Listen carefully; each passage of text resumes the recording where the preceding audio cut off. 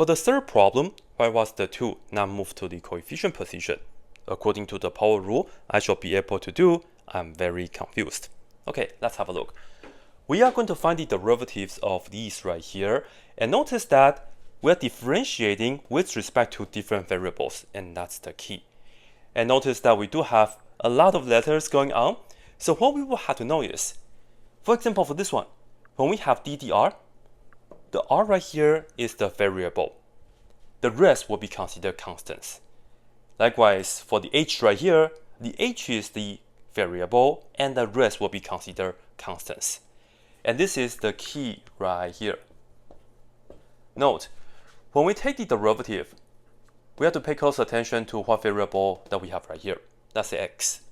And then, let's say inside here we have some constant k times a function f of x. For this kind of situation, we do not have to use the product rule. We could, but we still end up with the following situation anyway.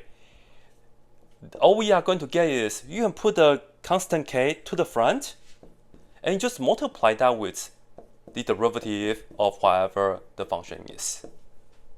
So let's take a look at the first one. ddr, not density revolution, but taking the derivative with respect to r. That means this part right here is the function. These right here are the constants, and they are multiplying. Put that to the front. This right here becomes 4/3 pi, and we focus on taking the derivative with respect to r of r to the third power. And then for this, use the power rule. Bring the power to the front, -1. So we get 4/3 pi. That stays the same. But this right here gives us 3r squared, and they are all multiplying. 3 and 3 cancel, and just clean things up, 4 pi r squared. By the way, fun fact, this is the volume of a sphere, just like a basketball. This right here is the surface area of a sphere. Very cool. Now, the next one, this is the volume of a cylinder. But anyway, we're taking the derivative with respect to r. Pi times r squared times h. This is the function part. This and that are just constant multiples. We can put that to the front. So that will be pi and h going to the front.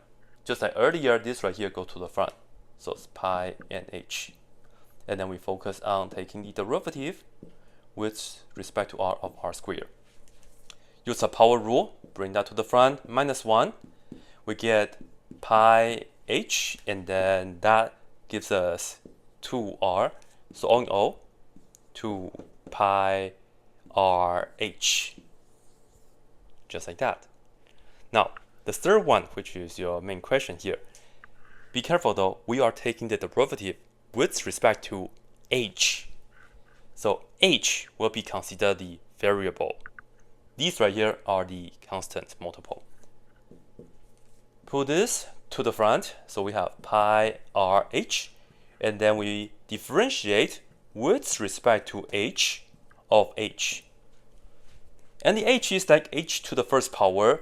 If you use the power rule, you get h to the 0th power, which right here, this is just 1.